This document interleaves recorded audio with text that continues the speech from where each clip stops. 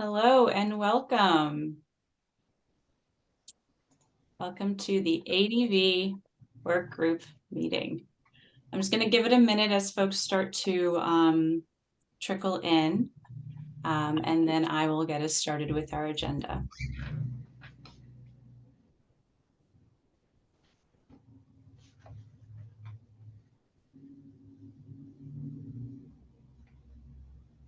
Okay, I think we have a critical mass.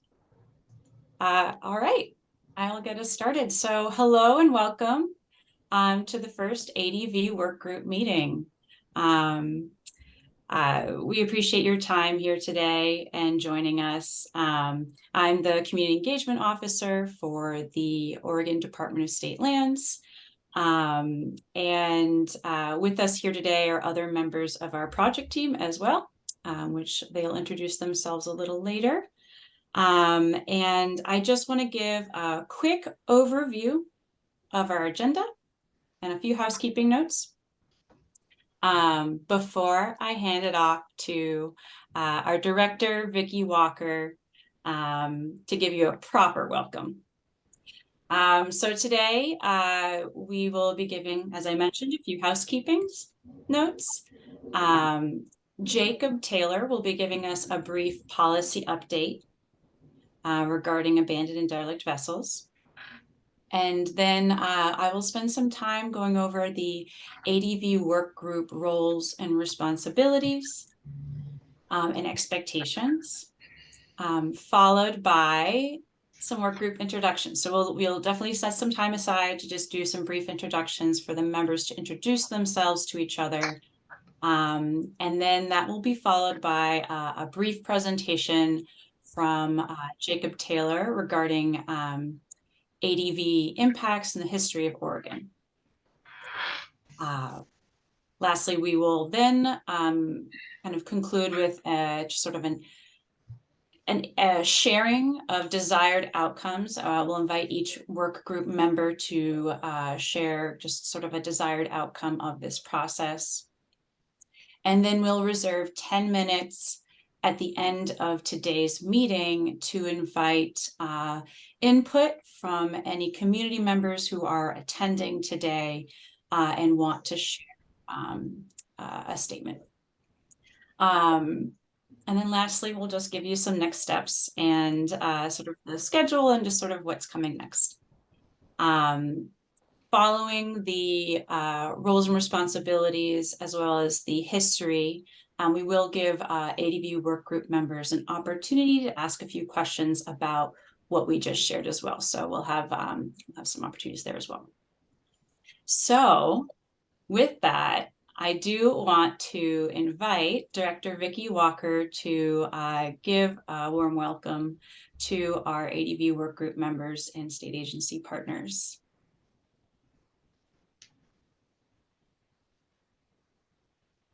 Certainly helped if I unmuted myself. Thanks, Kate. I appreciate that. And it's warm here. I'm in Southern California, helping out with my grandchildren and my son-in-law while my daughter's at a conference in Ohio. So thank goodness for grandparents. Go grandparents. It's my pleasure to welcome all of you to the Abandoned and Derelict Vessel Work Group. This has been a dream of mine since I came to the agency over 5 years ago, and I'm over the moon about this.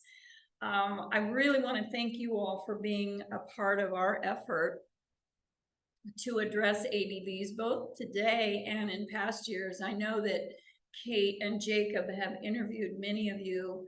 I think everyone on this task force has had a nice interview to find out what you know and what your interest is. And those are important because Oregon's public rivers, streams, and lakes are magical places. That's what we love about Oregon. Wanting our waterways to be clean and safe is what unites us. And certainly ADVs threaten those waterways in many different ways. Because you all raise your voices, though, to say, hey, this is a problem and a big problem, we now have $18.8 million to begin cleaning up vessels and creating a program. So I really want to thank you for being vocal. And I appreciate the settlement from Monsanto for polluting Oregon. I don't thank them for polluting us, but I thank them for the settlement dollars, because those are the monies that we have been given by the legislature to start this endeavor. Well, with that investment comes the opportunity to help our waterways without hurting our schools. Because every time the Common School Fund paid for a cleanup, it kept dollars out of the classroom, out of my grandkids' classrooms, out of your kids' classrooms.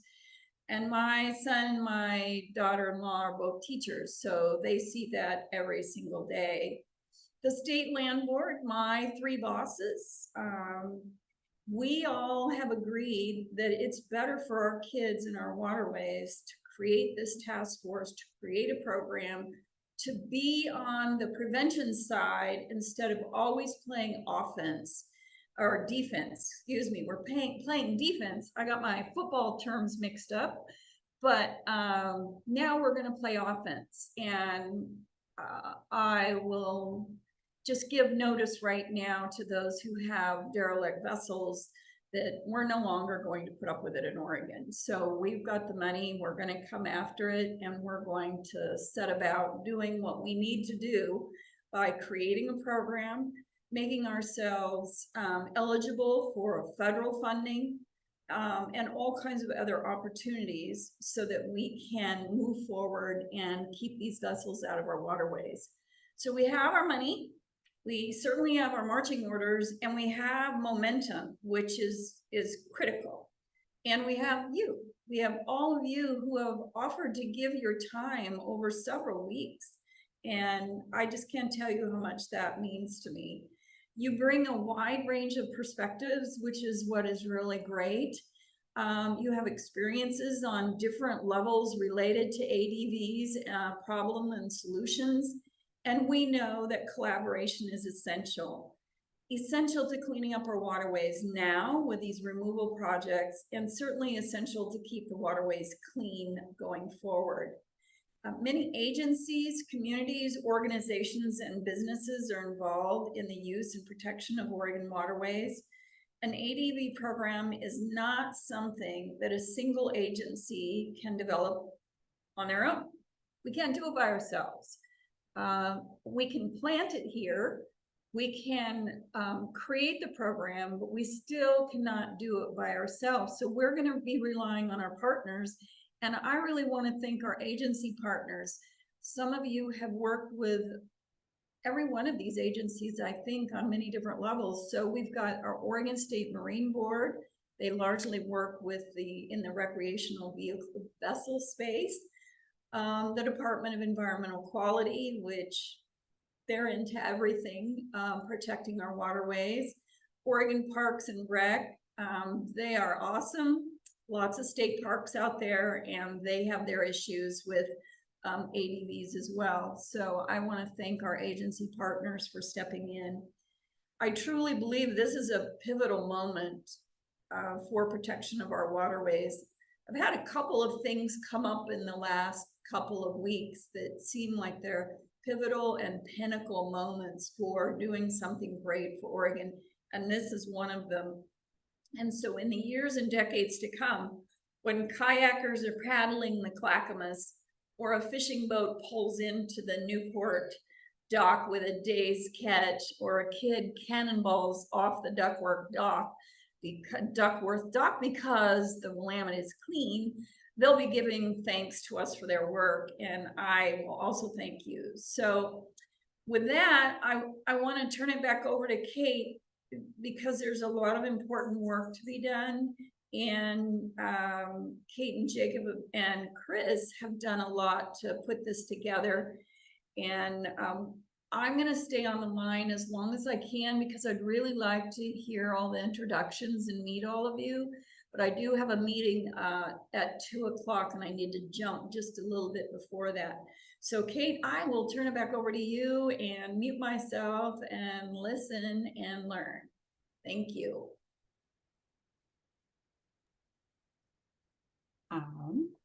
Thank you.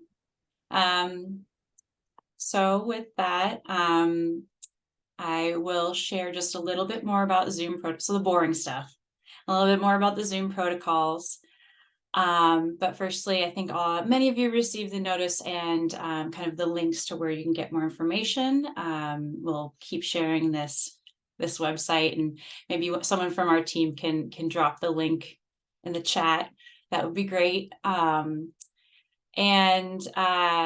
just some of the boring stuff for the ADV workgroup members to for the participation piece, just to kind of keep the online meeting environment moving smoothly. We're going to use that raised hand feature when it comes time for any questions about the presentations. You can just click that reactions. There's like a reactions button, and you can use the raised hand. There's also, if you're on the phone, you can also press *9, and that should you in that queue. And I'll just call on you in the order in which your hands are raised. And in general, just please keep your mic muted unless it's your turn to speak. And we just ask that everyone be respectful of each other and the DSL staff and agency staff just on the call.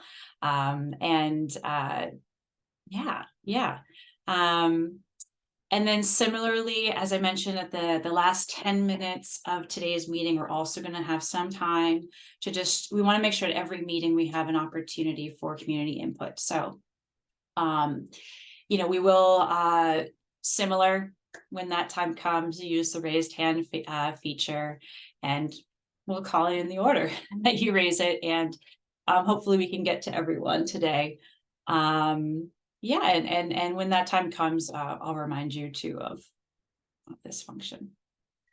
With that, I will hand it off to Jake, but maybe perhaps before that, Chris, if you also want to just introduce yourself before Jake then introduces as just part of the project team. Sure, Kate. Thank you. I'm Chris Castelli at the Department of State Lands. I'm our Legislative and Government Affairs Coordinator. I'm also filling in right now as Acting Deputy Director, while our very own Bill Ryan is over helping out agriculture. Probably know a lot of folks on this call from dealing with AdVac issues or working with the ports or regional solutions. So yeah, I'm excited. Or other projects. I know we have some stakeholders I've worked on other advisory committees with. So looking forward to getting reacquainted with everyone again on this topic. As Vicki mentioned, this has been one that's been gaining in momentum both with our land board and the legislature over the years, and really culminated in action this year. So we are excited, as it has become a bigger issue with the Department of State Lands and for the Common School Fund, to get this group up and running, and to have that policy direction from both the legislature and our land board, and some money to actually do something about this biennium. So thank you all for your time on this effort.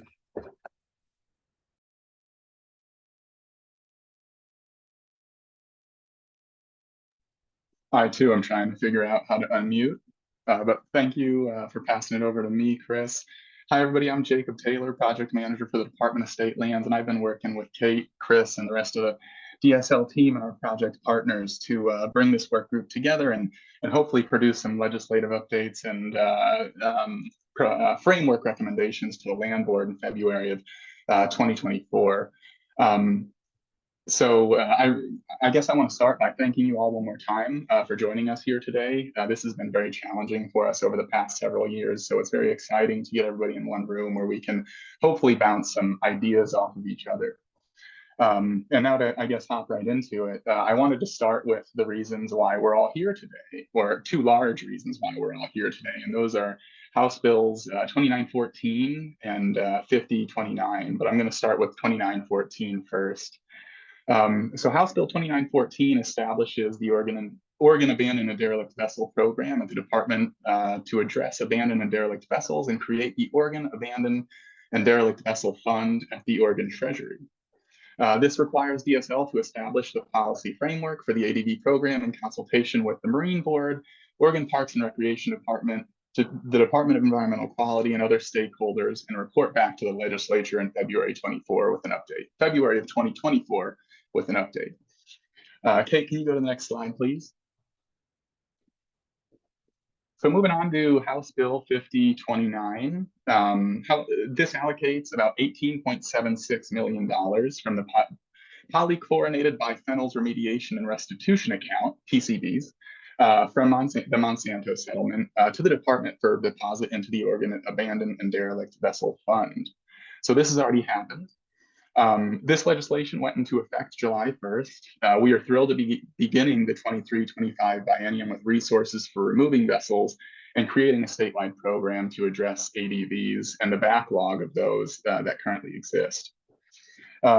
We have already dedicated a little over $1 million of these funds for vessel removal of the FV Tiffany, which is about 5 miles above Rainier on the inside of Lord Island, and that's estimated to be done towards the end of October. So we are already allocating some of these funds, and we're hoping to devote the lion's share of those to removals. Just an update on that. Kate, can you go to the next slide, please? So we've been doing quite a bit of community engagement over the past several weeks as well, and we've been making quite large strides. The marine community and others interested in creating a statewide ADV program. The response has been overwhelmingly positive. People share our excitement about finally having funding to tackle this problem. We've invited a myriad of stakeholders for one-on-one listening interviews, and we've held about 40 of those listening sessions. So that's been incredibly helpful building up to today. We've also been talking with organizations and keeping them up to date. We've been providing updates at stakeholder meetings, such as the waterfront organizations of Oregon, ports, and other entities as well, just to keep them up to date on our work group activities. We've also put together this work group, culminating today. That will inform our framework and legislative suggestions that I've previously said in April of 24. And we're very excited to make that, to produce those recommendations. So with that, I think I'll go ahead and turn it back over to Kate to go into a little bit of background on scope of the ADV work group. Thank you. So back to me for the nuts and bolts. As we've mentioned, just putting it here in writing for you. The ADV work group will be meeting from September 2023 through April 2024, primarily to provide input, to inform the state agency partners on our work to provide an update to on proposed legislative action, as Jake mentioned.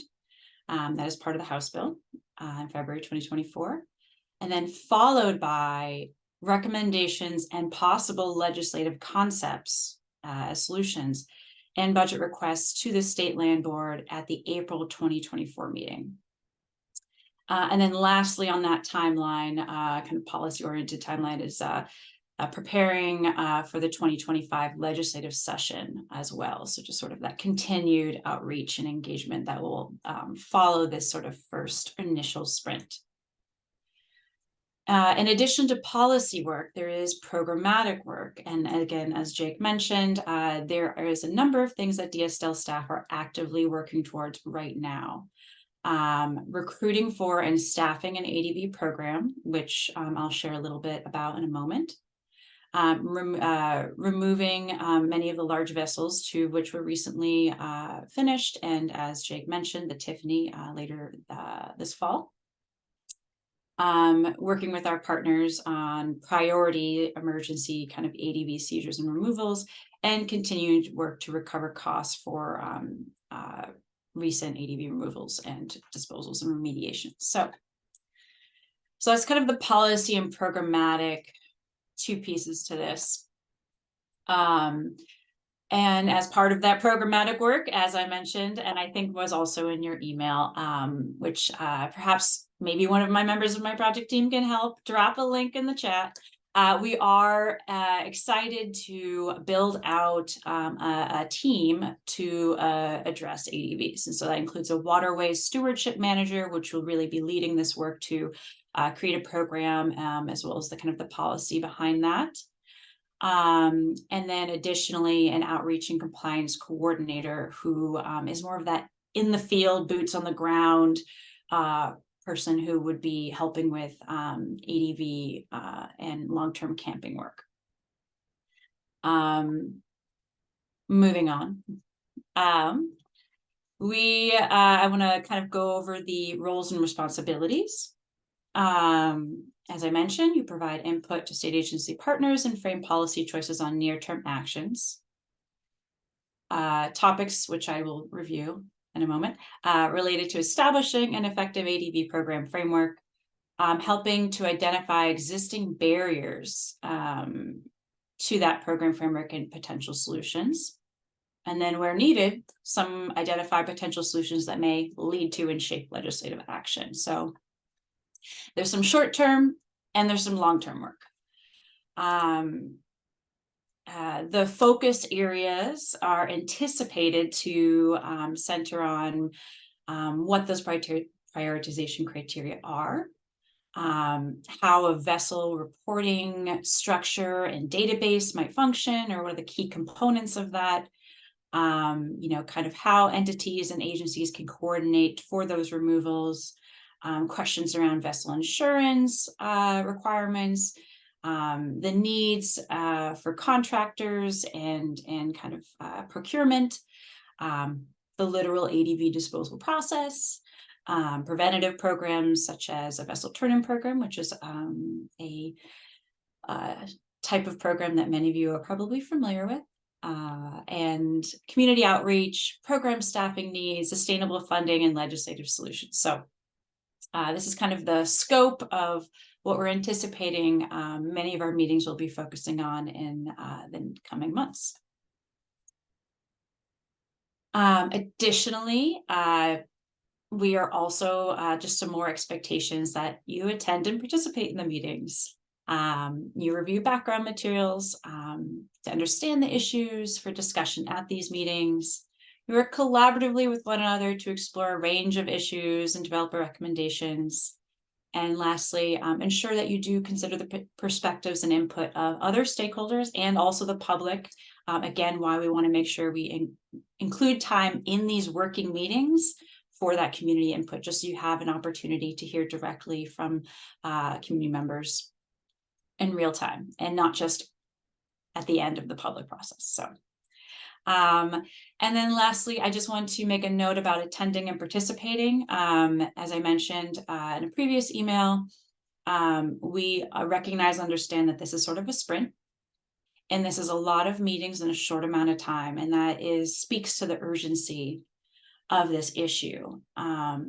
And so to that end, we are allowing for members to have a delegate to participate in a meeting in the event that you are not able to. So if that's the case, just please notify DSL, myself, at least 48 hours in advance. So we're just aware of the participation of your delegate on that meeting. Delegates assume the roles and responsibilities of the ADV workgroup member at those specified meetings. At all other meetings, the delegates are more than welcome to please attend as interested members of the community to listen in to the discussion and participate in the public process. But I just wanted to clarify that just the difference between sort of the member and in the event that you may need to have a delegate attend in your stead. So if you have any questions, we'll leave time for questions at the end about any of those responsibilities. And then, lastly, just sort of work group operating principles. We just want to make sure that that this process supports all the individual views, experiences, your background, your training. You all are coming from very different perspectives and expertise, which speaks again to the complexity of this issue and how many people ADVs impact. So to that end, we just have expectations around kind of being respectful,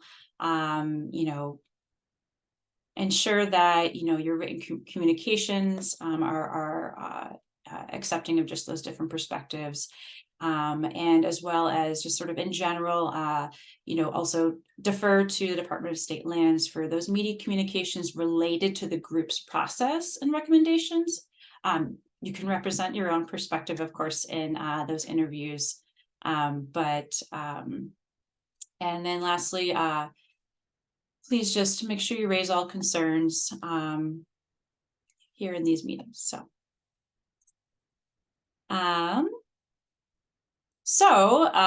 What are Department of State Lands staff roles and responsibilities? Well, in addition to creating the actual deliverables due to the State Land Board and the legislature, as well as that programmatic work that was previously described, DSL staff will also provide technical and administrative support, information, institutional knowledge of sort of what's happened in the past with removals.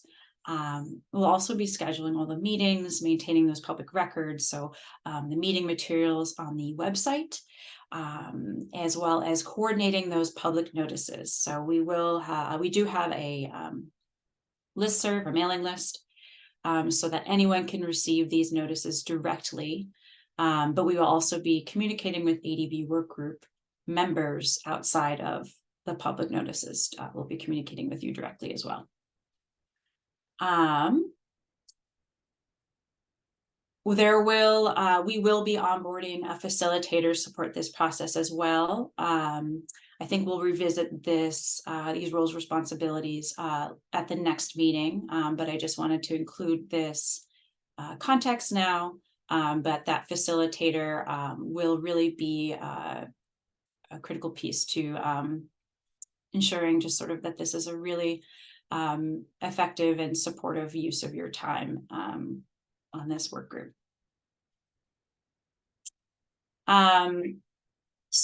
Here's our anticipated schedule of meetings for this effort. We previously did have a meeting scheduled for September 26th, but due to a number of conflicts, notably, I know several of our members do have a conflict with the U.S. Coast Guard district meeting at that same time, as well as, we mentioned that we will be onboarding a facilitator, and we wanted to make sure that those timelines aligned. And so we wanted to host today's meeting to kind of set the groundwork, allow for kind of you to ask any early questions that came up about roles and responsibilities, and just get this process started and allow for you to meet one another. But that meeting number 2, we will host October 10th. And after today's meeting, later today, you will receive calendar invitations to all of this entire meeting series. And make sure that we have that on your calendar. So you're relieved of your duties for September 26th, but we will see you again October 10th. And we will have materials for you to review in advance as well, just so that we can really get started and really dig in then. I think, as I mentioned, meetings will be noticed 1 week in advance, and the recordings will be made available afterwards as well. To that end, I just want to address a little bit again of the nuts and bolts of public record. Just be aware that all records, including formal documents, meeting summaries, these recordings, these are all public record and may be released in response to a public records request and transparency with our community. So just please keep that in mind.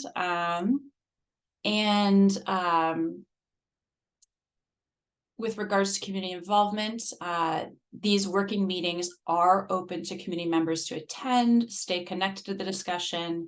And as I said, each agenda will include limited time on the agenda for input from community members.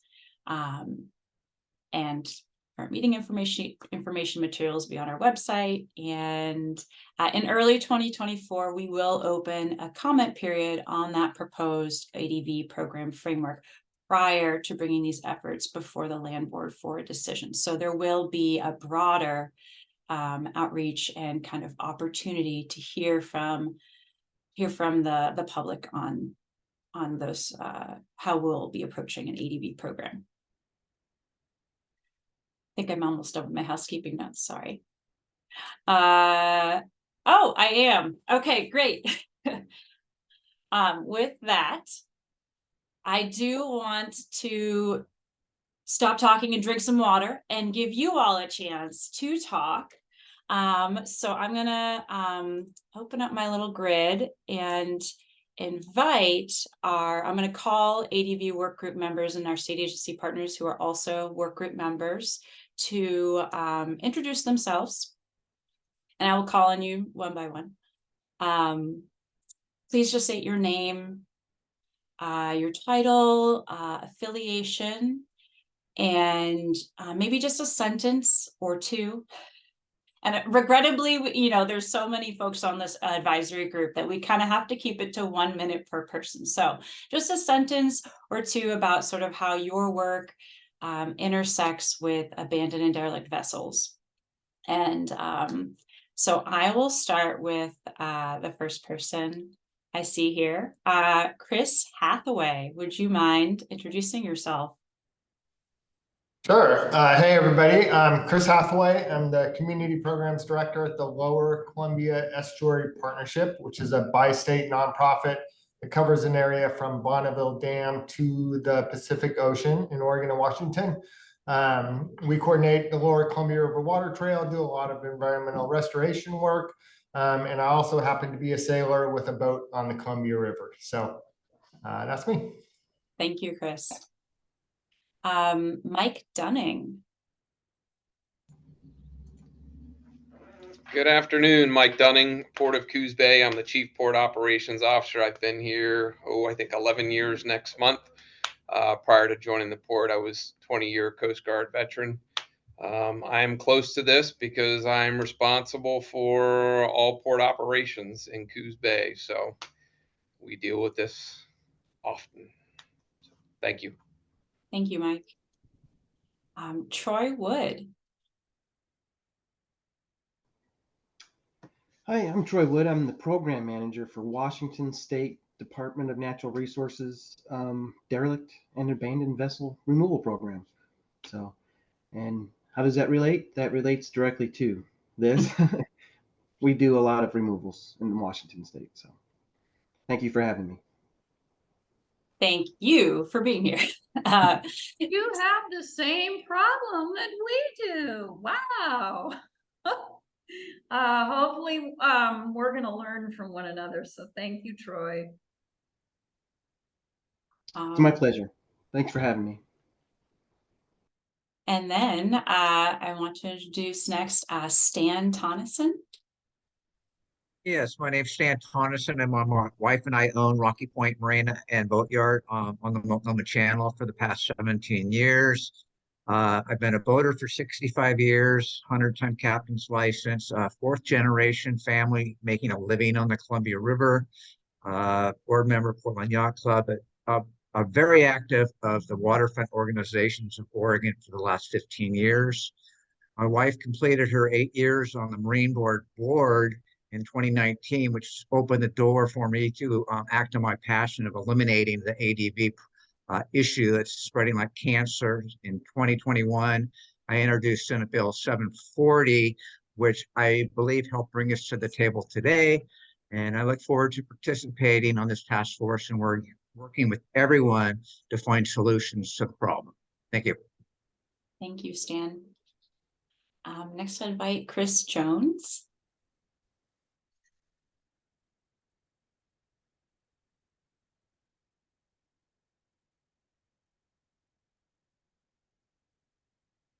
Good afternoon. I had to find my unmute button. I'm Chris Jones, pretty much a lifelong boater, currently a director of the Columbia River Yacht Club, president of Red Shield Insurance Company, writing yachts, floating homes, boathouses, and single docks along the Columbia and also in Washington State. My sort of areas of concern and seems to be from both using the waters and under both from directorship and being president of Red Shield is obviously the pollution aspects, the cost to dispose, all the liability of the vessels, and providing safe boating environment for all users of waterways.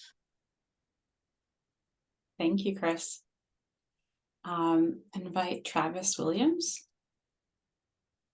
Yeah, hi, my name is Travis Williams. I'm Riverkeeper and Executive Director for Willamette Riverkeeper.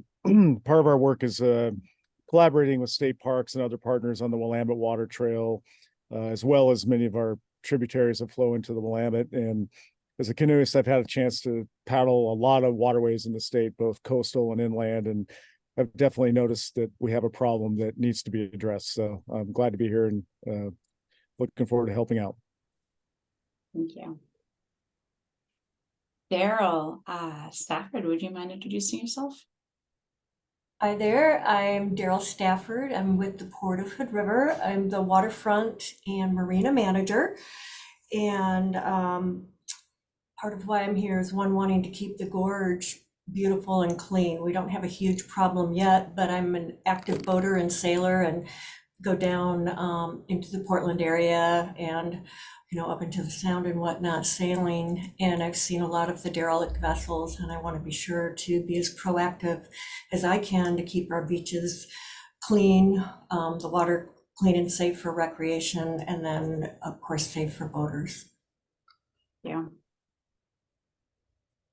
I think next I'll go to Rachel Fisher, if you're available. Hi everyone. My name is Rachel Fisher. I'm the Western Policy and Engagement Manager with the National Marine Manufacturers Association. We're a nonprofit trade organization representing boat builders across the United States.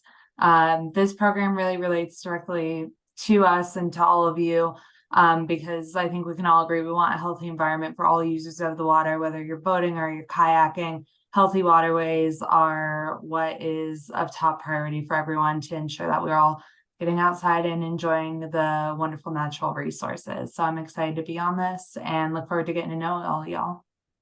Thank you. I think next I'll introduce, I'll pick on all of our state agency partners to introduce themselves next. Josh, would you mind kicking us off? I would not mind at all. My name is Josh Mahal. I work for the Oregon State Marine Board. And along with DSL and the other partners that were mentioned, we play a role in ADV management in some removals around the state. So just happy to be here and work on this more collaborative solution. Thank you. Dorothy? Yeah, I'm Dorothy Deal. I've been with the Oregon State Marine Board for the last 4 years. I'm working with Josh on exactly what he just described. The statutes that cover seizure and disposal of abandoned and derelict vessels are in our chapter of ORS. So I've become pretty familiar with those, and a big part of my role is just technical and logistical support to law enforcement and other agencies that are trying to deal with this problem too. Thank you. Justin? Good afternoon, Justin Parker, Oregon State Parks, and I'm a district manager up here on the North Coast. We get the privilege of dealing with abandoned and derelict vessels, both in the ocean shore and in inland waterways, and often in remote areas with limited resources to respond to those. And obviously the recreation sector is where we live and all the challenges that come with that. Very excited to be a part of the group, and thank you. Yeah. Let's see. I know we have a few more of our agency partners on here, so just give me one moment. I see Laurel. Oh, there, Laurel. There you are. Hi, everybody. Laurel Hillman, Oregon Parks and Recreation Department, Ocean Shore Resource Coordinator. In addition to managing Oregon's statewide system of state parks, Oregon Parks and Recreation Department also manages Oregon's Ocean Shore State Recreation Area, our amazingly diverse 362 miles of ocean fronting, sandy beaches, and rocky shoreline. The agency also manages Oregon's Scenic Waterway Program, which I also have experience in, but I'm here representing primarily the Ocean Shore team. Our team of beach rangers and other staff routinely deal with what wherever the ocean brings us, from large stuff like the infamous Agate Beach dock to more routine ADVs such as recreational commercial vessels, to medium things like tires and small things such as bags, bottles, and microplastics. So we have lots of stuff that comes to us. And so I'm excited to be on this group. And I recall the new Carissa in that group of small things, right? Yeah, that slightly predated me, but yes. Right. And do we have perhaps Abby or Katie on the phone, or might be missing them in the attendees?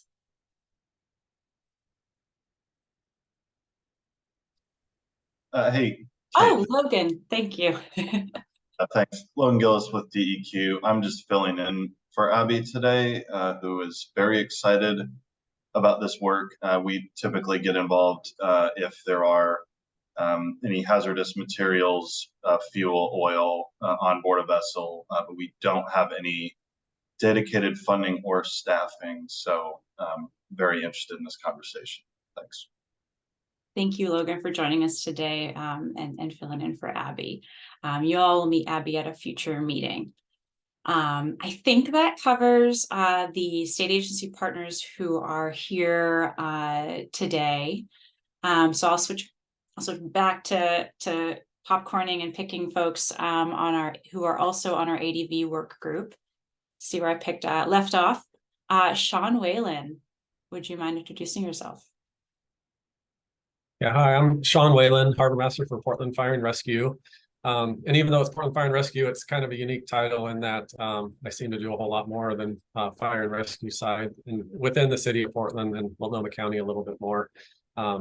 Certainly I come across these vessels as they pertain to navigation hazards and different calls we go out onto. So it's, that's how we're involved as fire, but I also go out and visit basically every moorage in the city of Portland. There's over 80 of them. And so I deal with the marina owners, managers, or whatnot, and hear from them about the issues that the derelict vessels cause them. So I'm bringing that perspective to the work group as well, with hearing a lot from, the private ownership of the marinas we have in Portland. Great, thank you. I think we have Sergeant Dangler on the phone on the call as well. Good afternoon, Sergeant Steve Dangler with Multnomah County Sheriff's Office. I'm just super fortunate to be a part of the group and looking forward to moving forward and seeing progress in and around our beautiful waterways in the state of Oregon. We patrol over 110 miles of waterway in and around our metro area. So this is a common problem that we've worked with many partnering agencies with for many years. Yeah. Mark Landauer.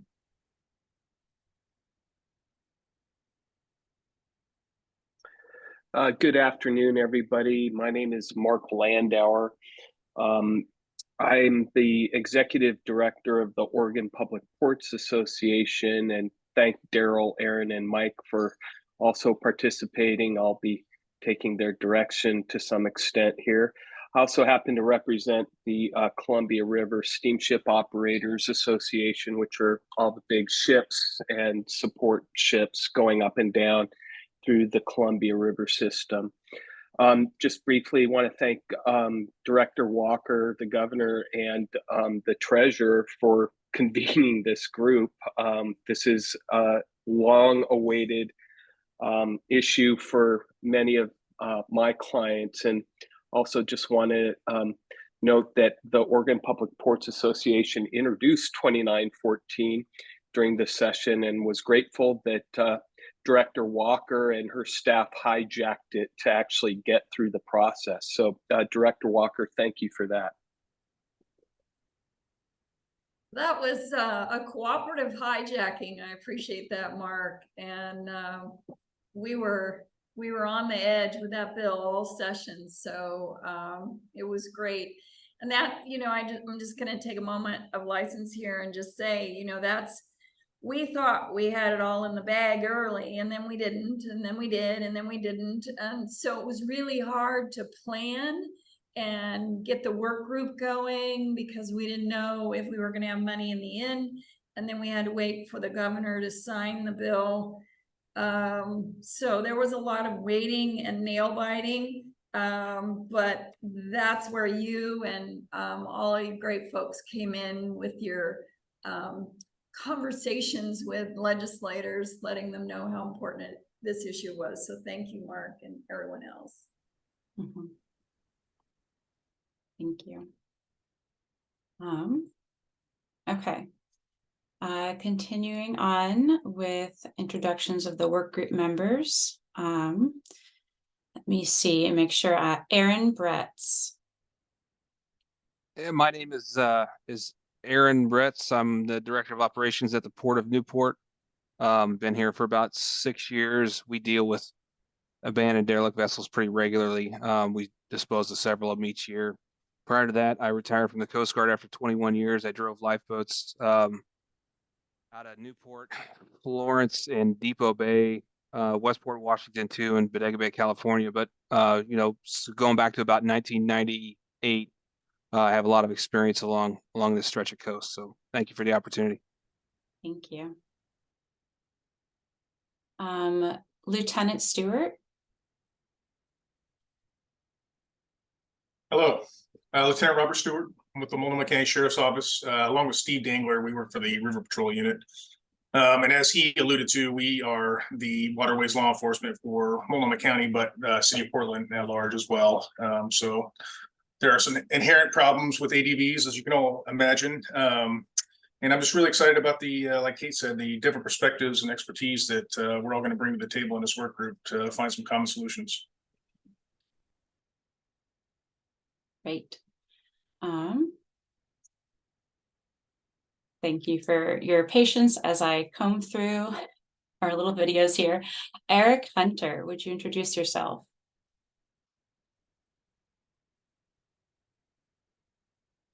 Oh, we can't hear you. I'm going to switch to someone else while you poke around in your speakers, unless you. Okay. Stephanie Rawson. Hi, everybody. My name is Stephanie Rawson. I work for Metro. For those of you who don't know, hold on 1 second. My headset's a little wonky here. For those who don't know what Metro is a regional government in the Portland area. We provide a variety of services in the Tri-County area, and I'm the community stewardship manager there. Basically, we provide cleanup services of dumped and abandoned items, and we find quite a few dumped and abandoned boats tied to stop signs and trees and other not so great places to find those, and have been working with a number of the folks on this call in addressing ADVs in our waterways. Metro does operate parks, so we do have some docks and other things that we address boats with, and currently working with River Patrol, Multnomah County River Patrol, and Dorothy at Oregon State Marine Board on a boat turn-in program. So if you know anybody in the Portland area that's within the Metro service boundary who has a boat they want to turn in, we have state funding that we're using to proactively address that. So I thought I'd get a plug in there. So thanks all. Thank you, Stephanie. And please feel free to put a link in the chat to that program for more information, so folks can access that if you'd like to. Thank you. Okay, we are almost. Let's see.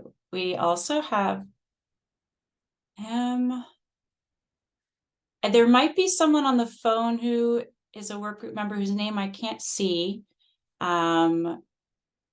If there is a work group member I have not introduced, please. I know Eric was still working. Eric, did you? Can you hear me? Oh, yes, we can hear you. Great. Success. Perfect. My name is Eric Hunter. I work with Diversified Marine, and we worked with Jacob and many other participants from the state and stakeholders on deconstructing the Alert and the Saccharissa. As it was our first foray into that market, we apologize for some pricing, and we understand we need to do better for our state and our stakeholders to help them be better at the end of spending state money. And we're here to listen and learn. I know, Vicky, I apologize. And we are here to listen and learn and help at the end of the rainbow so we don't get caught short and we can't service the rest of the ADD problems. Thank you, Eric.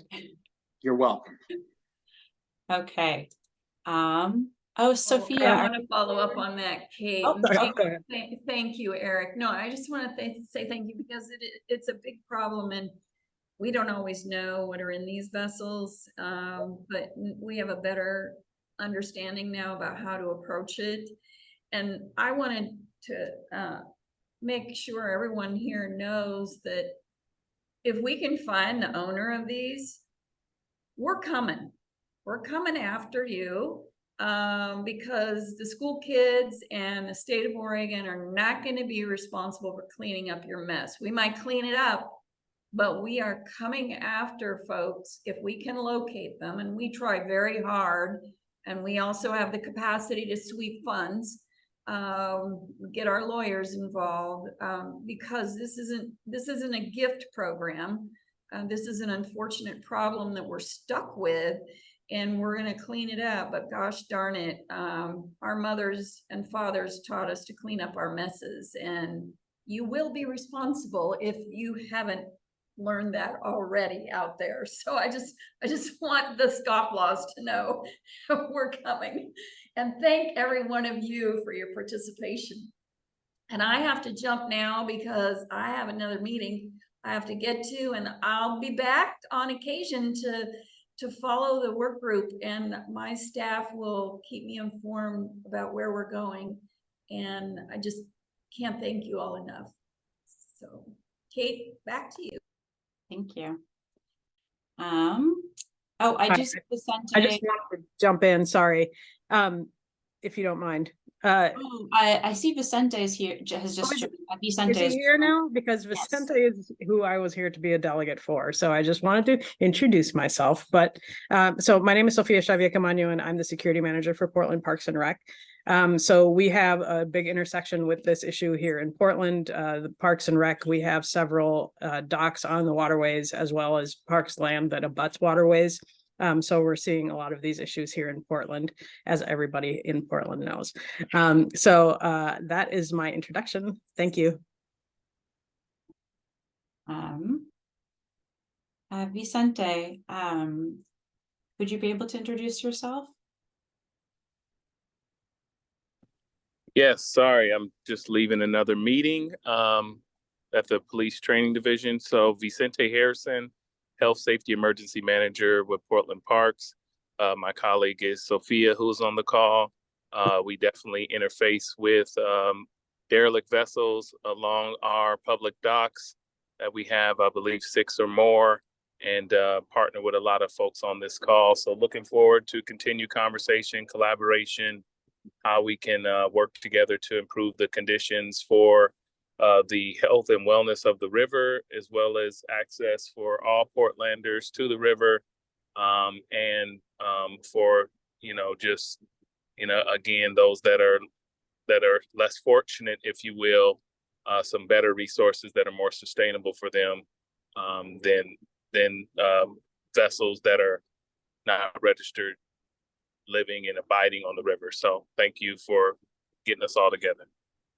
Thank you. I think I may have called upon, I believe I may have called upon all of the ADV work group members. With that, I want to introduce one more person who is an interested party who is participating in the meetings to provide information that is sorely needed in this process. Andrew Mason of NOAA, could you introduce yourself? Yeah, I got my audio coming through the phone line, so apologies. I am on the screen up there. Andrew Mason with NOAA's Marine Debris Program. So NOAA's Marine Debris Program is the U.S. federal lead for all marine debris issues in the country. So that includes abandoned derelict vessels. I am the Pacific Northwest Regional Coordinator, so I'll cover both Washington and Oregon, and I'm also the Pacific lead, so California, Alaska and the Pacific Islands. But yes, very much an interested party here. My role as a federal employee limits exactly what I can do, but I'm here to provide as much information and context as I can. We had our Salvaging Solutions webinar series, so if you haven't seen that, I encourage you to look it up. There's a lot of great information there. Also supported the Oregon State Marine Board recently with one of their projects for removing abandoned derelict vessels. Huge success, really great partnership there. So looking forward to participating and providing as much information as I can. Thank you so much, Kate. Thank you. And I do know that I think we do have additional community members on the call today, as well as, we may have a few folks who may serve as a delegate at a future meeting. I do ask that maybe just at those meetings where you may be serving as a delegate, that would maybe you can introduce yourself and make sure that we hear from you. And then for the community members who may be on the call today, I encourage you to share later at the end of this meeting when we have some time for community input. So yeah, I think unless there's any protests and I'm missing something, I think we'll move on to the next part of our presentation of today's meeting.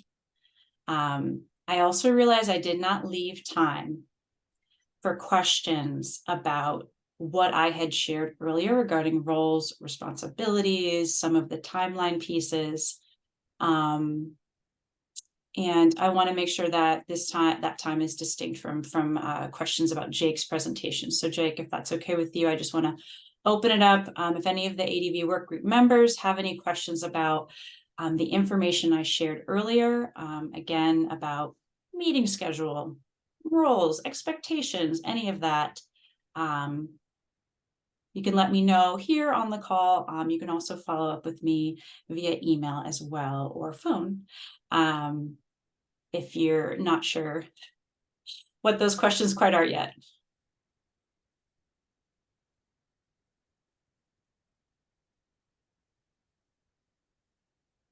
Okay, I think we might be doing good. Okay, well, with that, I'm going to share my screen again and hand it off to Jake.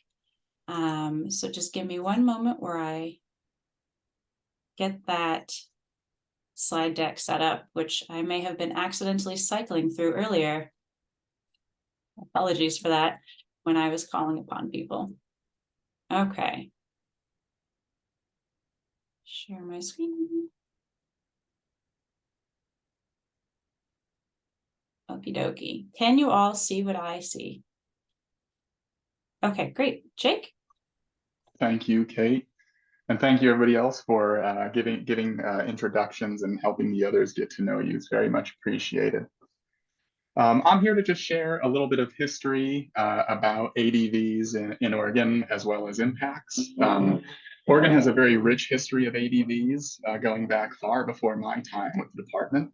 So the history that I'm going to share is brief, and it is it revolves around my knowledge of ADVs in Oregon. So there is likely more, but I just wanted to share with what's fresh in my mind and what I could dig up over these last few days.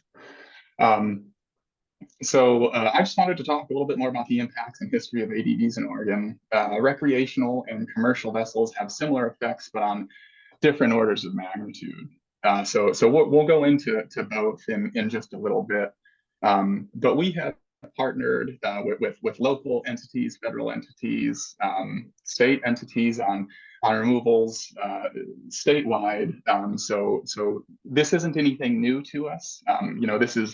This is something that we've been trying to bear with throughout the last decade or so, probably even longer. So yeah, let's jump into some commercial ADVs and some of the impacts that they present to waterways. Commercial vessels are less frequent than recreational vessels, but they present a much larger environmental hazard, as they commonly have large amounts of hazardous materials like fuel, lead, and PCBs on board. The resources that we have to deal with them, not only money, but contractors that are equipped to do this work, and then facilities that are equipped to do that work, is fairly minimal. So even finding somebody that is able to do the job for a price that we can afford is hard to do. And some of these projects, are into the multiple millions of dollars. The one on the screen right now, Goble, cost around $13 million, and we're going to get more into that later.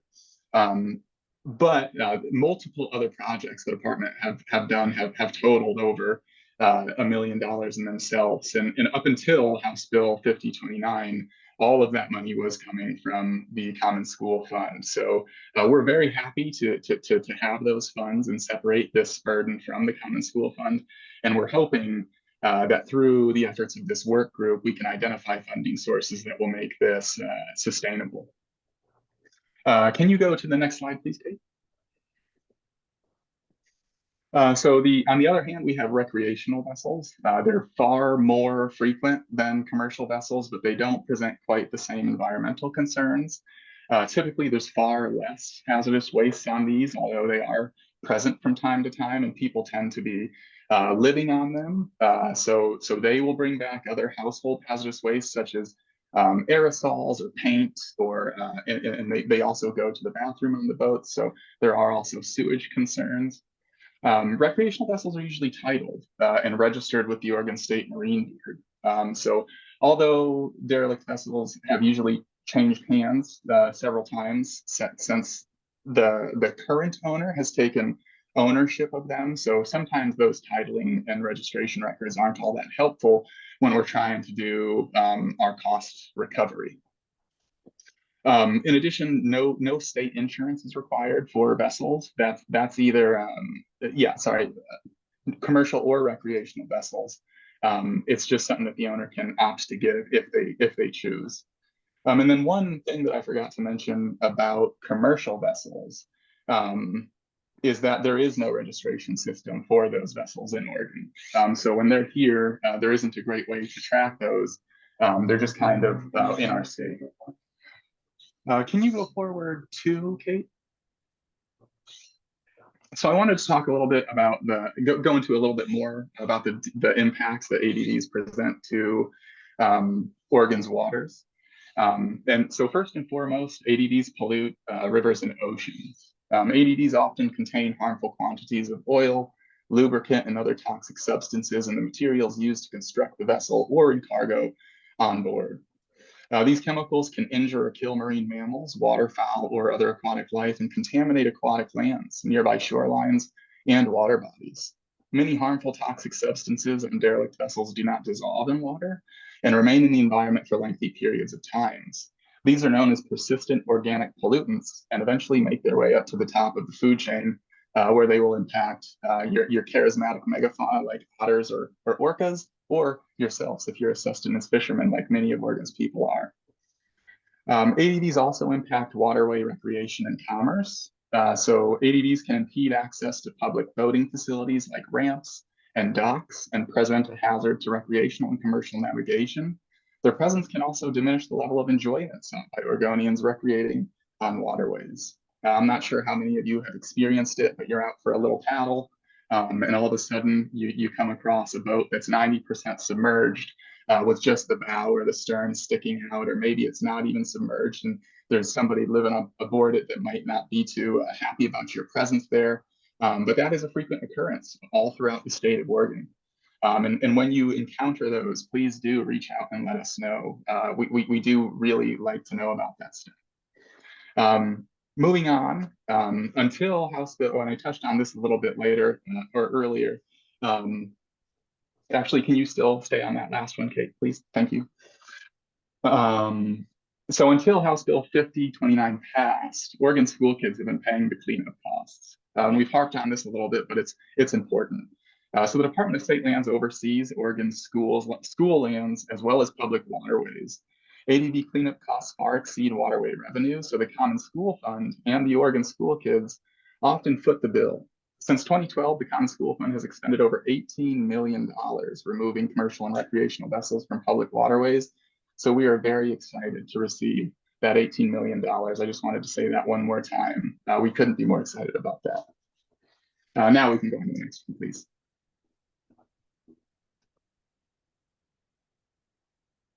I also wanted to talk about a little bit of early coordination and action in Oregon. Like I said, this isn't new. We've been doing our best to handle these issues or the top priority issues that come up over the past decade or so. So for years, state, federal, and local partners have been working to clean up and remove abandoned and derelict recreational and commercial vessels, patching together funding and resources as possible to address the most serious ADV hazards. State agencies and partners recognize that collaboration is essential to the immediate success of cleanups, as well as any comprehensive effort to address these issues as a state. Some progress we've made over the last several years are ADV statutes. Dorothy mentioned those earlier. That's ORS 830, 908 to 948. Those went into effect in 2013. And that gave authorized entities or enforcement agencies the ability to take possession of and remove abandoned and derelict vessels on the waterways of Oregon. Moving on to around 2019, DSL partnered with local entities and provides submerged lands enhancement funds for the removal and disposal of the FV Western in Coos Bay. We've also put together, one second. Exactly. We also participated in an ADV advisory committee that met leading up to the years of 2020 and resulted in a report titled the Blue Ribbon Program. That report is going to be used to draw a lot of discussion topics for our work group meetings. So that will be used to inform us and give us food for thought throughout this process. The state and local collaboration to increase the funding ceiling on the Marine Board's salvage vessel sub-account to 1 million per biennium. State and federal collaboration where possible. And I have a few examples for you here. So one example being the U.S. Coast Guard will remove fuel from ADVs following partnership on some vessel removal projects like the Taurus II. Well, wait a minute, I don't think I made too much sense there. So in certain instances, the Coast Guard will step in and remove hazardous substances from boats that sink, like fuel and oil. They don't have the authority or the resources, I apologize, to actually remove those vessels, the solid waste portion of that incident, from the water after they've removed those hazardous materials. So in a lot of instances, those boats unfortunately are left there after the volatile contaminants have been removed. We have been able to work in close partnership with the Coast Guard and other state and local entities to pick up where they have essentially left off. And we're hoping to do that more in the future. But several recent examples of that happening are the Alert and Saccharissa, and I'm going to get more into those later, but also a couple months before that, the Taurus II. And I have that slated for a little bit more conversation down lower in our presentation.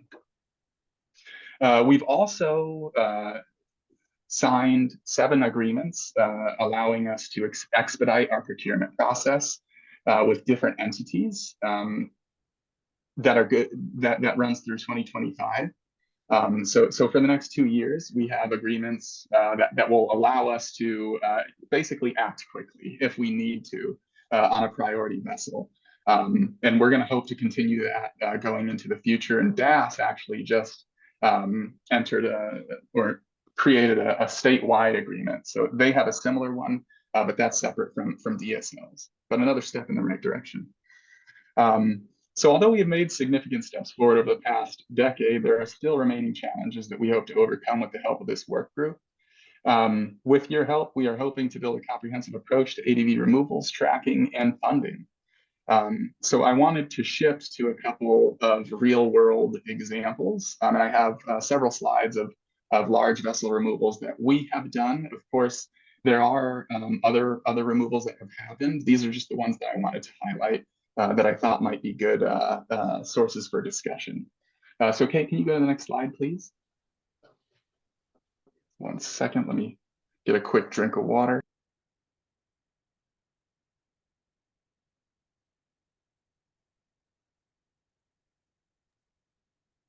So we talked about this a little earlier. I'm sure you can tell this is the new Carissa, says it right down there on the bottom of that boat. The new Carissa was a freighter that ran aground and broke apart on the beach near Coos Bay during a storm in February of 1999. And it unfortunately sat there after a few attempts for about 10 years until it was removed in 2008. I don't know the exact funding level that this required, but I do know that the owner of that vessel was the one who foot the bill for it. So that was one of the few instances where we have been successful in cost recovery. And I'm not sure if DSL actually led that effort. That was just a little bit before my time, before joining here. Kate, can you go to the next slide, please? I said I'd be touching base on this one just a little bit ago. Here's that global image again. So this was the removal of about 12 vessels in Global, Oregon. And those vessels were brought down. Well, I don't remember where they were brought, but it was a very complicated project. The removal of 12 vessels at a cost of roughly 13 million. In total, 80 tons of hazardous waste, 510 tons of solid waste, 113 tons of oily water, 105 tons of miscellaneous waste, and about 1,700 tons of recyclable materials were recovered from this project. And I'll be the first to let you know that the cost of those recyclable materials you get back from whatever scrap facility you're going to bring that to doesn't even come close to touching the salvage and disposal cost. So if you're thinking about trying to go into some vessel removals as an investment opportunity, it's probably not the best idea. Can you go to the next slide, please, Kate? Next on the docket is the Taurus II. This vessel was a car ferry, or a converted car ferry. It had been out of service for a good long time. But this sank in Astoria, Oregon at the end of 2022, I believe. And this was one of those successful cases where we were able to cooperate with the U.S. Coast Guard. So after they removed the fuel and other hazardous substances that were on board, the department was able to use the price agreement that I mentioned earlier to quickly secure a contractor to get on site and remove that vessel. That project actually was very smooth, and we were done in about two and a half weeks. We unfortunately have been trying to do some cost recovery on this effort. It's still in process, so that's still a bit of a question mark to us, but we're hoping to recover some funds on that project. Can we go to the next one, please, Kate? This one is even more recent, and this was kind of a dual grab at sunken vessels. And I want to take a moment to again thank all our project partners on this. This was a collaborative effort between DEQ, DSL, Metro, and the U.S. Coast Guard. And the total of this project was about $7 million, split between 3 of those partners. This was a huge success and a very large undertaking. We were able to get those boats out of there. The project took us about 6 months. Unfortunately, the owners of those vessels were deceased. So there isn't really much cost recovery we can pursue in this instance. They were owned by a Shell LLC that doesn't have any remaining members. And the funding that they did have, we did get. It was about $15,000. So you can add that to our success column. Next one, please, Kate.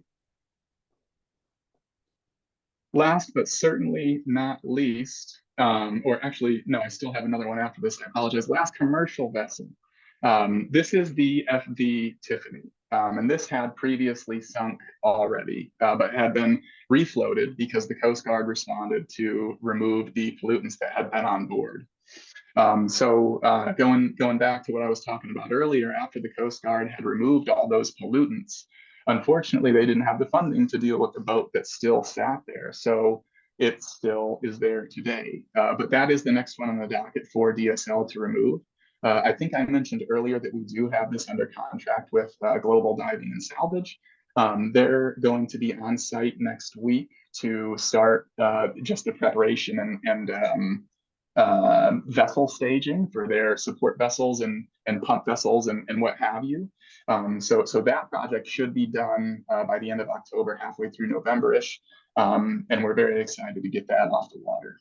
Next slide, please, Kate. I don't want to downplay the removal of recreational vessels. It is incredibly important, and there are so many more of them throughout the state. And I do just want to put a plug in here to please reach out to the department, any of our partners, just somebody to let one of the partner agencies know that you know about a derelict vessel near your facilities. It is incredibly cumbersome to track these, and we're going to be talking about that later on in this work group process. Just to use, an example, this orange boat that's barely sticking out of the water in the bottom right. How do you identify it, right? So when somebody's reporting that to me, I get a report about a sunken orange and white pleasure craft in the Swan Island Lagoon, right? And if that boat moves, like, how do I identify that 2 miles, 3 miles downstream, or even 500 yards away? So those are topics that we really hope to delve more into with this work group to figure out how we can effectively track these things and just make the most of the resources that we have right now. But back to the slide, there are hundreds of recreational ADVs throughout the state of Oregon, and they all culminate in a lot of degradation to the waterways. So these are absolutely a priority for us as well. Our partners do a lot of great work in removing ADVs. Metro, the Marine Board, and CSO, like they said, are partnering on their derelict vessel turning program or their vessel turning program. So we're all working towards, one goal of decreasing these vessels on the waterways and preventing additional vessels from going into the waterways. But the amount of recreational vessels that are present in Oregon have a very large impact on natural areas. So please, once again, report those to us. I put 4 pictures of recent removals that the department has done on this slide. These go back to 2020, but we have vessels down in Coos Bay, Oregon, Loon Lake, and then I think these other 2 are in Swan Island. So that's it for the history. Does anybody have any questions on any of this stuff, or impacts or working history? And a reminder, just use that raise hand function just for the flow of the meeting. And yeah, so if any ADV work group members have questions, just click that button.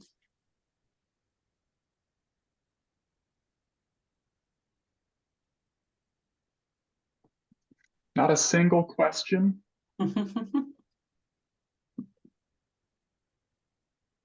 That's okay. If you think of any in the weeks to come, please reach out to us. We will be happy to answer them at any point.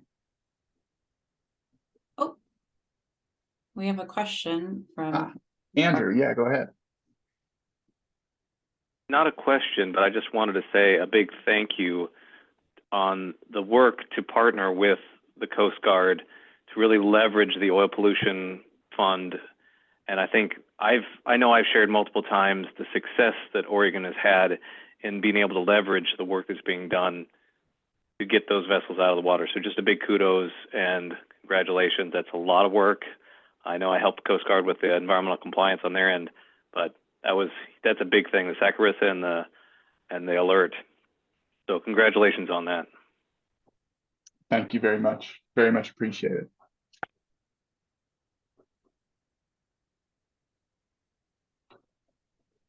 One last 3-second hold for questions or comments before I turn it back to Kate. All right, Kate, it's all yours. Thank you.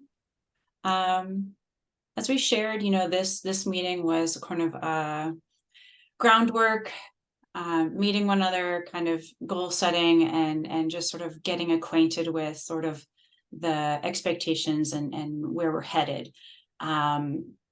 With that, we wanted to make sure that we reserve time for the work group members to share if they would like to. So this, I won't call upon your name, is optional, not compulsory.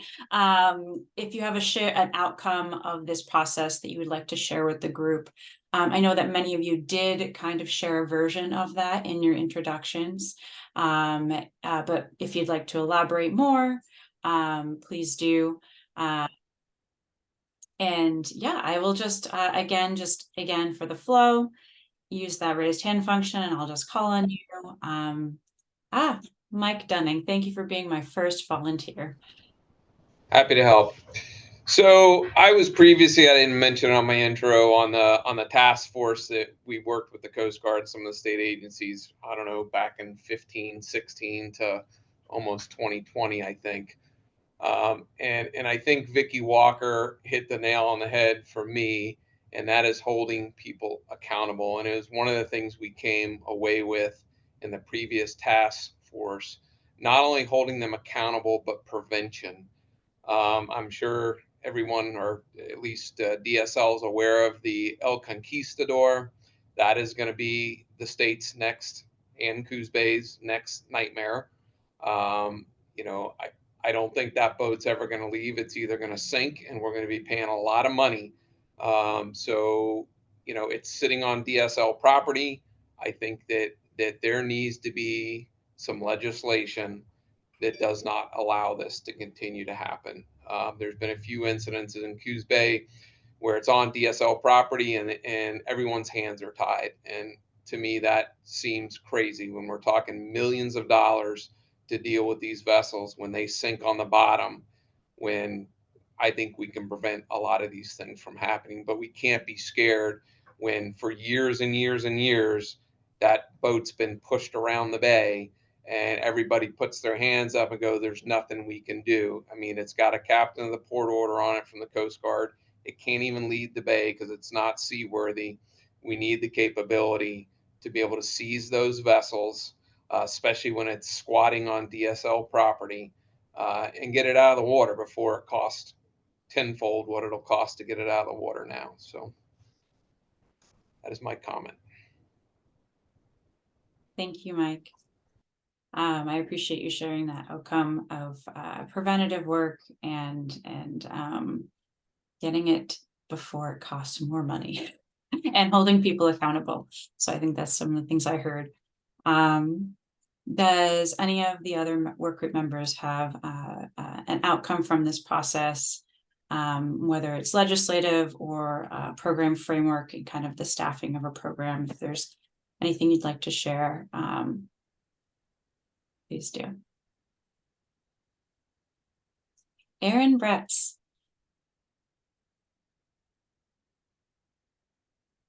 Oh, you're muted. Let's see. How about, I think I got it now. One of the things I'd like to see come out of it is a little bit broader understanding, even if it's just within the maritime world, if not the general public, that because we hear from people regularly, like if there's a boat on Yaquina Bay that looks like it's derelict or is going to go derelict, people want to push the port. They ask us, why can't you just put it in the marina?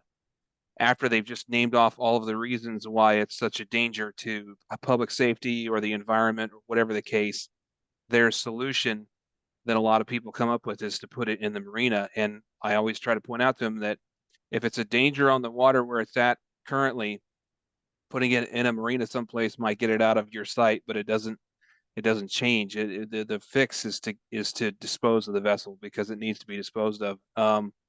And so this speaks to some of the barriers we run into, but every time we go to dispose of vessels, there's a cadre of folks who come out and even oppose that action. And that's what I'd like to be able to see, is some understanding that when people are disposing of vessels, we're not further endangering the environment. We're cleaning it up, and we run into so much opposition when we do that, just because people don't realize, the alternative is that it stays in the water where it's at. Not, when you start pulling it out of the water, you're not doing something worse.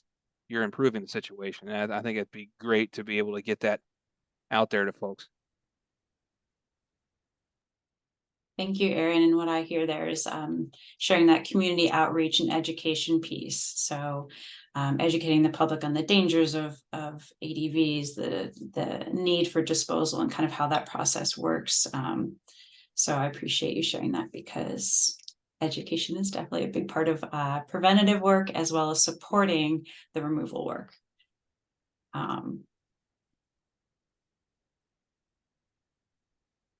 Any other shared outcome, any outcomes from this process that other folks would like to share?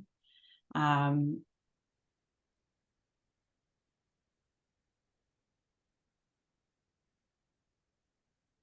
it can be specific to, oh, Travis. Yeah, thank you. I guess I would just say the obvious in some ways, knowing that, you know, like several years ago, I paddled around Ross Island and I hadn't done it in a while. And for those of you who don't know, that's right in Portland, just upstream of the Ross Island Bridge. And seeing probably 7 or 8 boats just subsurface and a couple on the shoreline, and they were just disasters. And knowing that we have a program that the general public could call into, or a way that information can flow from that person who spots an issue, and then having a working understanding of how that, what happens next, and what is the architecture of that from the state level, and what is the general timeline. And I think that's what we're getting at here. But having that reassurance that the state has a capacity to do this and to do it right, whether it's a commercial vessel or a handful of boats that have sunk for a variety of reasons. So that to me is actually pretty exciting. And you know, that being the potential result, or at least getting toward that from this process. So I'm looking forward to that. Thank you. That's also a shared outcome of ours. Chris Jones. I think from a standpoint of at least from using our vessels and on the recreational side, awful lot of docks, Portland, some of the state parks that are in the Portland area where people have become hesitant to use those facilities because of the derelict vessels that are on, the drug use, the safety. Years ago, you could take your boat to downtown Portland and leave it for a few hours, go up and catch some music or a restaurant, or go to a play.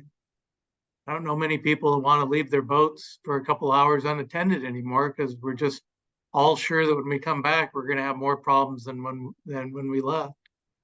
So I think from a safety concern, and I think there's ways to go about a lot of that, at least with the recreational. That there is the last previous owner of the vessel. One of the things we have to try to make sure, I guess this is self-serving, but we have to try not to make it an insurance company problem. People should be fined and penalized personally for letting their vessels, go and get into this problem. Pretty easy to turn around and say, well, the next insurance company is going to take care of this. We have to make sure that the people that have their vessels are engaged in the process, which doesn't always happen if the insurance company is engaged. But just some comments here. Thank you very much. Thank you. And I'm going to stop sharing my screen too, because I'm realizing that I'm preventing you all from seeing one another. So I apologize. There we go. Sorry about that. I'm Zoom rusty. Okay. Does anyone else have any outcomes they would like to share from this process? And also with the acknowledgement that I have spoken and met with each of you for it was mostly an hour. I lured you in with 30 minutes, but mostly I held you captive for an hour and heard your concerns about barriers, opportunities, and just reiterating that I am analyzing I have 75 pages of notes, and I am analyzing that to create a just a recap that summarizes the key themes of outcomes and things that you were hoping to have solved. So what you've shared with me previously will come out at a later meeting, and I will share that, reflect that back with you. But I appreciate just getting to hear, having folks share with each other in this meeting as well. So.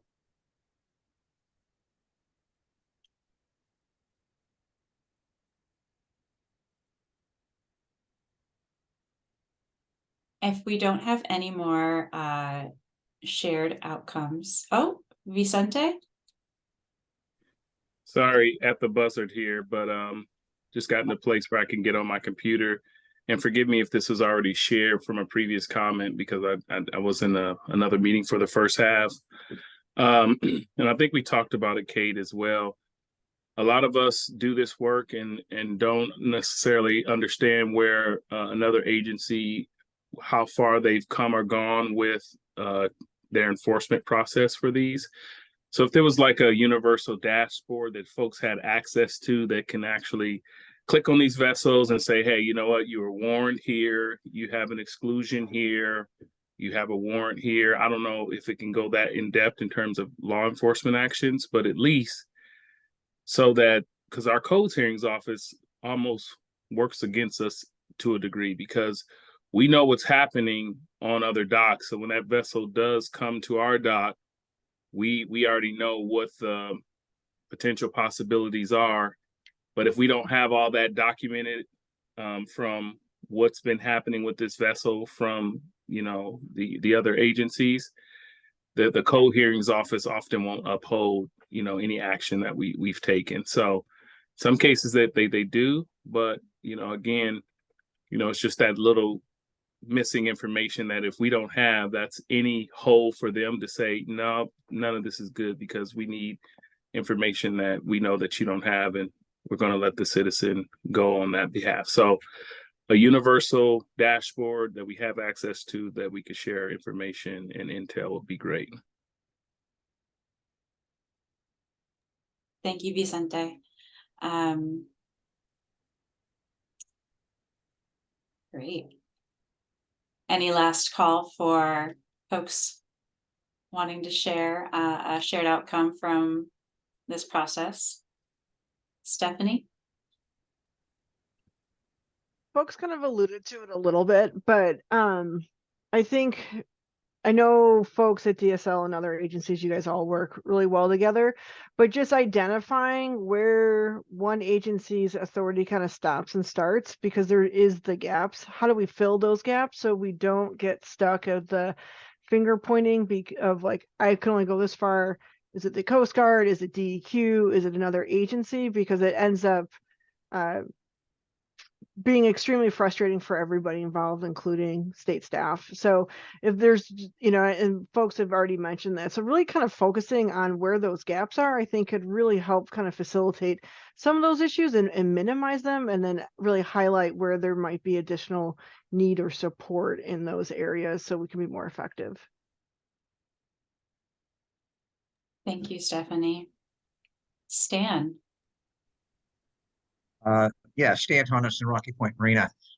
Most of you know, I could probably talk for hours on this subject, but what I heard pretty strong from a lot of people of ideas was prevention of how to keep them from getting out on the waterways or out of the marinas. They need to come out sooner. And representing WU and the waterfront organizations here in the greater Portland area, I just want to share that you have the support of the marina operators and so forth to cooperate to try and get these vessels out too. We don't want them in our marinas, and we don't really want to turn them loose out into the open waterways either. So we look forward to helping with some preventative ideas that might be implemented. Thank you, Stan. Mark? I can't disagree with anything that's been said so far. As a matter of fact, I pretty much universally support everything that everybody has said. You know, one of the key issues from my perspective, though, is that you got to have money. And the biggest challenge we have in the state is money to address this issue. I'm obviously grateful that the legislature provided $18.76 million. It's a huge, huge number, folks. If you don't typically see that kind of an appropriation to start something at the state level, and this is a momentous occasion, frankly, in my opinion. But I think one of the challenges will be for the future, how do we secure the kind of money that will be needed to remove these? Because there is an economic disincentive for people to take responsibility for these vessels, because the minute you seize them is the minute you take financial responsibility for them. And so addressing that challenge, I think, will be very interesting and very important to do. There are so many other things I could talk about. Insurance, I could talk about, getting contractors available, having these price agreements, great work on your behalf to get those secured. But there's a lot of work to be done here, not the least of which just talking about the seizure process and how slow that can be as well. So thank you. Thank you. Yes, and I know your folks want to dig deeper into a lot of these topics, so thank you, Mark. But yeah, we'll definitely be talking about each of those things that you just listed at future meetings. Sean. Yeah, I just kind of want to continue with what Stan said on the prevention side, because I mean, $18 million is a lot of money, but I think from the stories Jacob was saying, we can burn through that pretty quickly. And if we keep having boats, backfill, and that kind of like what we see on land, at least in Portland, where we can clean up camps all day long, and another week there's another camp in the same spot. So just working hard to come up with some good ideas to prevent the backfill of the vessels we are getting rid of.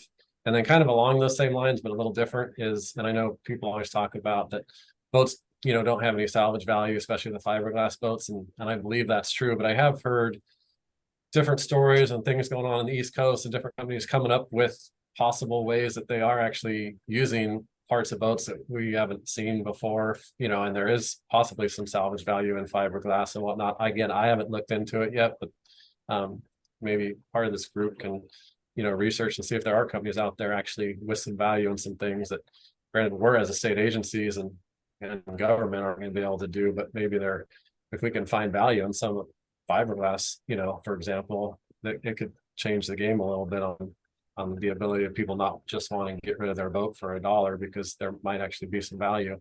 We just need to figure out how to get companies here on the West Coast doing some of the same thing that might be happening somewhere else that we just don't know about right now. Thank you, Sean. And coming up with identifying those barriers and coming up with innovative solutions is definitely part of this process. So thank you for pointing that out. Troy. So I think there's 4 things I'd like to see come out of this. One is for you guys to go to your legislature and pass a whole bunch of new laws for the program to support this program, as well as to protect Oregon's citizens and their property. So that's one. 2 would be to find a sustainable funding source for the program for future years that will help the program grow. 3 would be a database system that you could share with law enforcement or other partners and stuff like that, where you can track these these vessels and stuff like that. And 4, it needs to be flexible. In the 20 years that we've had our program in Washington, it doesn't look like how it started. This program doesn't look the way it started. And so it needs to evolve. And you need that flexibility to do that, because you can make the program look just like ours here in Washington, but it's not going to suit you in Oregon, because you have, well, it's different everywhere you go. And so your own values will come through in the program in the future. So yeah, I think that's about it. Thank you. Thank you, Troy. And that is something that we will be kind of reiterating throughout this process. And I think others have spoken about it as well. Sort of that 18 million is a lot but it also isn't. It is and it isn't, in that we have some really large vessels, and we have really large number of commercial vessels, and we have a really large number of recreational vessels, like a backlog, as well as the constant influx of newly abandoned and derelict vessels. So this one-time funding, as Mark mentioned, is monumental. It is huge. We are thrilled. But as others has also mentioned, we still need to identify sustainable funding options, which will be part of this work group process, and informing that moving forward. And as Troy mentioned, sort of, we're at a different place. We're at the beginning. And so what does a program look like for the first 2 years? What are those barriers and legislative solutions that can then remove those barriers? And what does the program look like in year 3, year 4, year 5? And so I think there'll be conversations around how this will need to be iterative. And as Troy mentioned, sort of flexible to adapt to the changing needs, and then the change in a couple of years too, as again, we identify maybe some legislative solutions that can broaden our capability, maybe make us able to tackle new or different problems differently. So we'll kind of have to be putting on those 2 different hats of sort of what can we do now, and then what can we do 3 years from now, 5 years from now, that sort of a thing. So it may be an ADV database 1.0 versus 2.0, so there's sort of that iterative evolutionary process that will be necessary to be realistic, but then also take action. So it's this good balance. So I think I do want to make sure that we have our 10 minutes at least of our community, switch to the agenda item of community input. So if there's any last call for a shared outcome from our ADV work group members before. Oh, Daryl. Oh, you're muted. I'm not sure if this is really applicable to the whole group because we're talking about vessels, but part of what I would like to learn more and see is with boathouses. So we have failing boathouses in our marina that are going to need to be removed, and there's concern that a lot of the owners are probably going to walk away from them. So anyways, that's just something that if it is something that fits in under this program, I would be very interested in that as well. Thank you. Thank you, Daryl. With that, we're coming to the close of our meeting, and I do want to invite anyone who has joined us today, if they have a statement they'd like to share and make, get before the ADV work group members to consider. I welcome that. You can use the raised hand function again.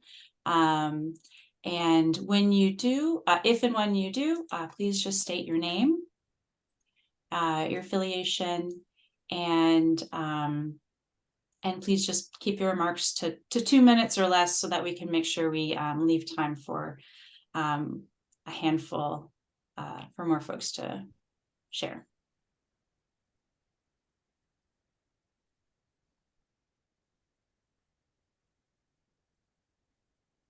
Great. I think Tim's iPad. I'm just kidding. Tim is, I think. Hi, Kate. I'm Tim Carmen. I'm the Commodore of the Portland Yacht Club.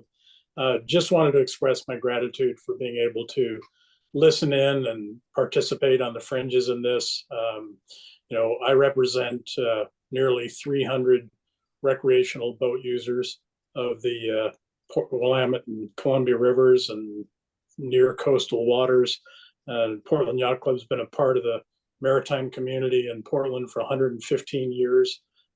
So again, just want to express my appreciation of what's going on here. There's a lot of eyes in our club on this issue. It's had direct financial, environmental, and other impacts on our members.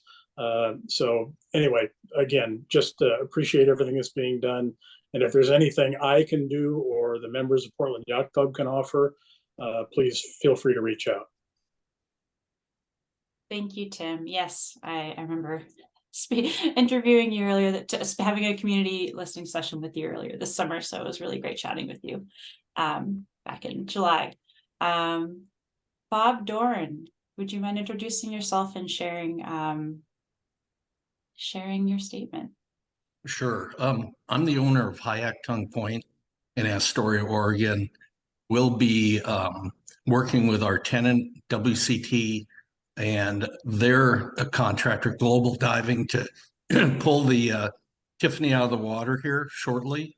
I also just disposed of 5 other abandoned derelict vessels, all 80 feet to 120 feet long. I had received those from the Port of Astoria when we bought the property. We just completed demolishing and safely disposing of things there, working with DEQ in the city of Astoria. And I appreciate the fact that everybody understands that 18.76 million isn't a lot of money, but what I'm offering now, what we've done in Astoria with WCT in concert with Global, is to drive the cost of this way down. I'm talking 5-figure fees for getting rid of every vessel that I just took out.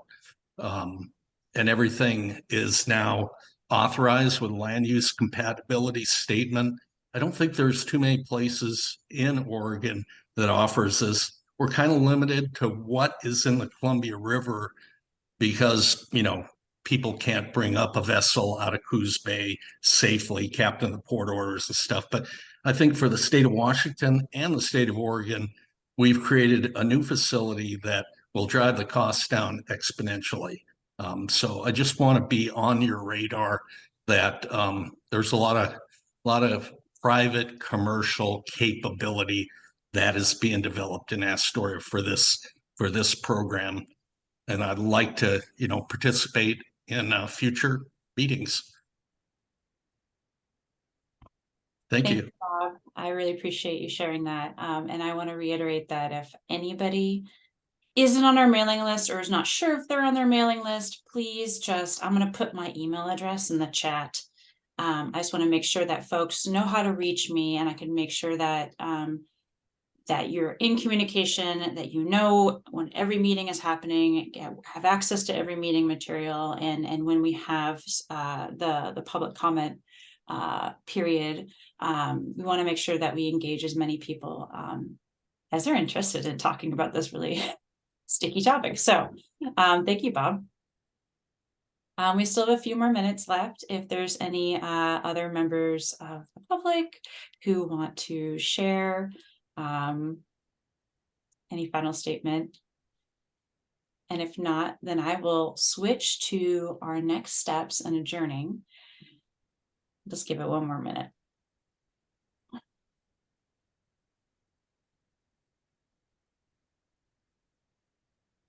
Okie dokie. Okay. Well, I don't think I might have a fancy slide for this. Probably not. No, it's just my email address. Okay. Well, thank you. So this was our first work group meeting. Again, think of it as a little soft launch, just getting our bearings and getting connected and establishing a structure. Our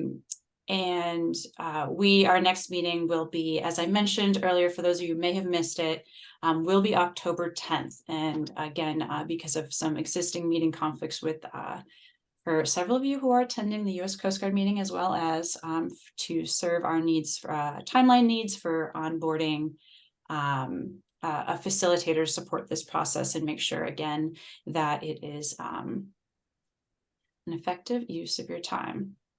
I think with that, I will be in touch. We'll send out I'll send a follow-up email regarding just sort of the meeting materials. We'll make sure you get a meeting summary, the recording, as well as we will be noticing the next meeting for the public at least 1 week in advance before October 10th. But I will be in touch with the work group members prior much prior to that.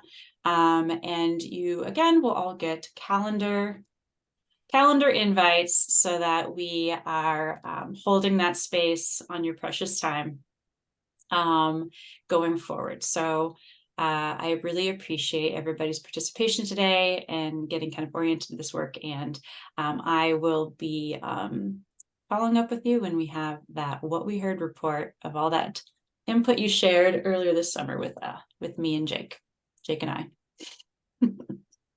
Okay. With that, I'm going to say goodbye, and I will see you in October. Thanks, everybody. Thank you.